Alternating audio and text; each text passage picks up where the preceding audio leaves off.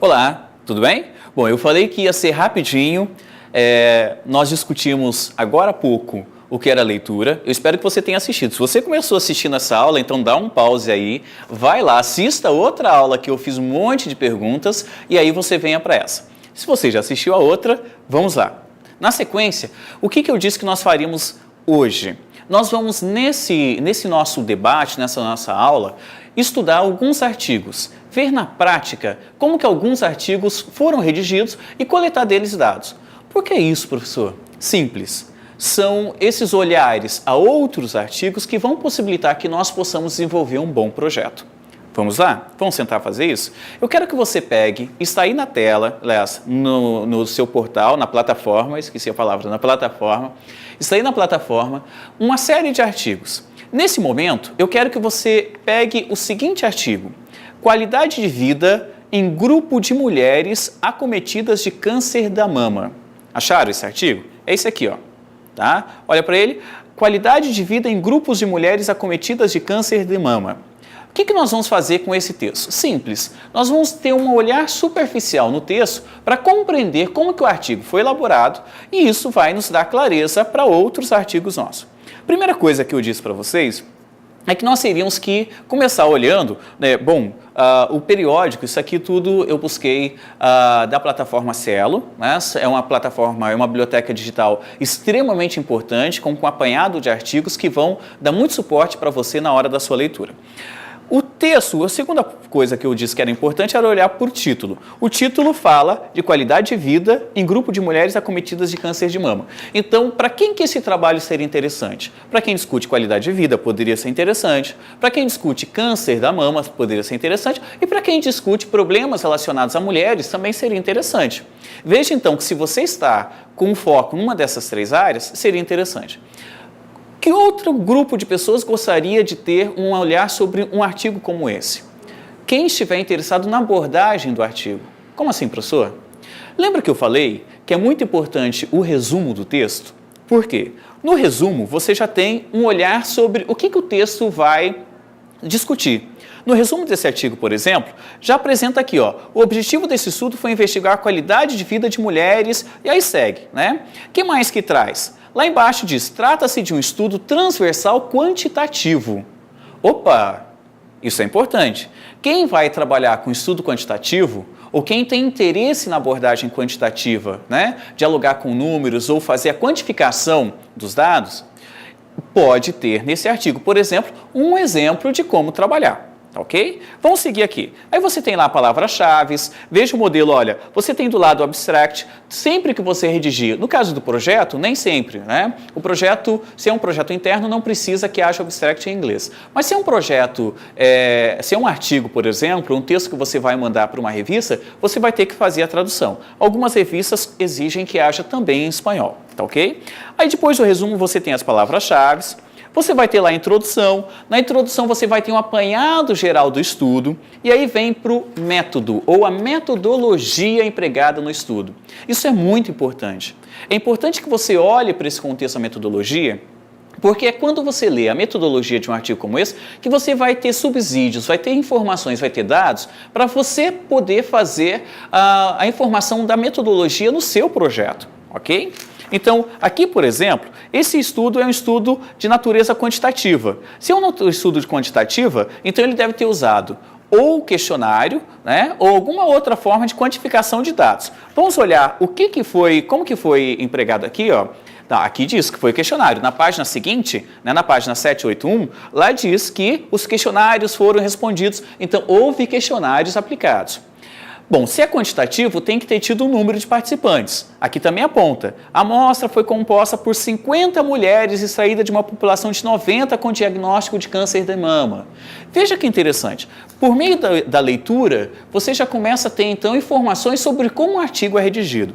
E aqui no método, eu peço que você leia com bastante atenção o método, que você vai ter um olhar como que um estudo quantitativo pode ser realizado. Bom, se é um estudo quantitativo, na apresentação dos resultados, você vai ter ali uma tabela. Por que isso, professor? É muito comum, ou é quase que obrigatório, que o estudo quantitativo ele apresente a quantificação dos dados, que é o que acontece aqui. Na página 782, você tem lá, por exemplo, na tabela 1, a distribuição das 50 mulheres tratadas de câncer de mama, segundo estado civil, escolaridade, profissão, e aqui vai trazendo algumas informações. Bom, tem uma série de dados, uma série de números que você só vai compreender se você tiver uma compreensão mínima de estatística. Nesse contexto, nesse nosso curso, nós não temos tempo para fazer um debate sobre estatística. Mas é muito importante que quem vai trabalhar com quantificação, né, ou com dados quantitativos, busque informações sobre como trabalhar com dados estatísticos. Tudo bem? Bom, além dos resultados, você vai ter, né, veja que tem outras tabelas, todas apresentando os dados, aí você entra na discussão dos dados. Então, está olhando a sequência? Você primeiro tem uma introdução, que você faz o apanhado geral, aí você apresenta um método, como que foi trabalhado aquilo, aí você faz a apresentação dos dados coletados, e aí você vai discutir os dados. Tá? Então, na discussão dos dados, você vai ter lá todo um conjunto de informações que o autor apresenta, tá? Para poder dialogar como que os dados foram por ele analisados. E aí vem as considerações finais, que são as considerações, as conclusões que o autor faz a partir dos dados, a partir da análise que ele fez com os dados. Por último, o que nós temos que olhar com muita atenção quando lemos o artigo, nós temos as referências bibliográficas. Nas referências, é importantíssimo que nós olhemos com atenção quem foram os autores pesquisados por autor e se esses autores podem ou não ser pesquisados por nós. Bom, nós vimos um estudo quantitativo, mas você tinha dito, Degmar, que existem outras possibilidades de trabalhar com estudo. Né? Eu não gosto de números, ou eu até gosto de números, mas eu vou trabalhar com um dado que precisa ser muito mais analítico. Né? Como que eu faço isso? Existe a possibilidade de você realizar um estudo que seja quanti-quali. Como assim? Simples. Eu vou pegar um outro artigo, agora é um artigo intitulado Um estudo sobre bullying entre escolares do ensino fundamental. Esse artigo também está na plataforma. Dá uma paradinha, vai lá, baixa esse artigo. Um estudo sobre bullying entre escolares do ensino fundamental. Por que eu peguei esse artigo? Bom, se você der uma olhada de modo geral, você vai ver muita coisa que nós já vimos no outro texto, que é comum a todos. E isso nós já temos que criar o hábito de ter sempre. Por exemplo, o resumo, o abstract, as palavras-chave, né? Você tem uma introdução. Veja que aqui ele não coloca a introdução escrita, naquele ele colocava. Por que isso? É preciso olhar os critérios e as normas da revista para a qual você mandou o artigo. Algumas revistas exigem uma palavra aqui, outras exigem uma palavra lá. É muito importante que você tenha esse olhar, tá ok? Caso você vá mandar um artigo. No caso da leitura, basta você saber que essa é a parte introdutória do texto, é a introdução do texto. Então, depois você vai entrar lá no método.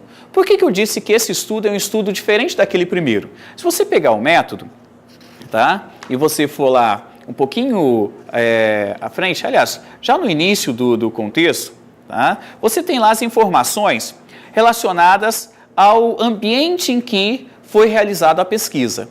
Veja que aqui, além de olhar para números, houve toda uma preocupação com os sujeitos que iriam ser os participantes, com o local em que seria realizada a pesquisa. Veja que a pesquisa, ela não é uma pesquisa que você trabalha apenas com dados, por exemplo, a partir de um laboratório, a partir do seu gabinete, ou a partir de dados coletados por meio de um questionário. São dados que foram coletados em campo, né, com um olhar sobre os participantes.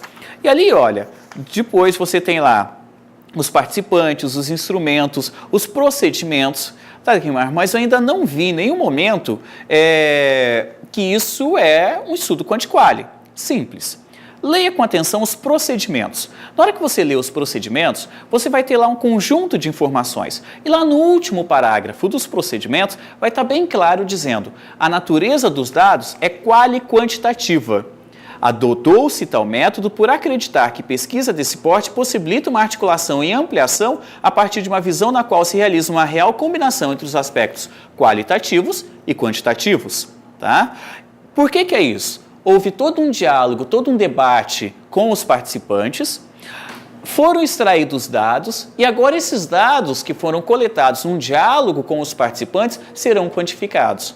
Por isso que é uma pesquisa quali, porque houve um contato com os participantes no sentido de levantar os dados por meio de entrevista, houve também questionário, mas a entrevista, a coleta dos dados é que foram realizados por meio do diálogo com os participantes.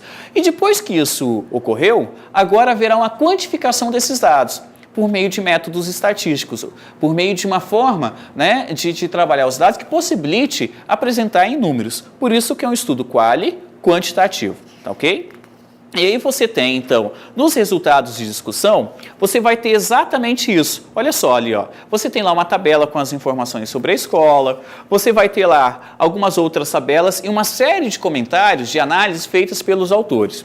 Até que chega, né, ao final, que são as considerações finais. Nas considerações finais, vocês vão ter informações sobre o posicionamento do autor frente aos dados coletados. Então, esse estudo que nós vimos aqui é um estudo quali-quant. Quem tem pretensão de trabalhar com método estatístico, mas quer também ir a campo por meio de entrevistas, fazer um diálogo com os participantes, essa é uma abordagem bastante interessante.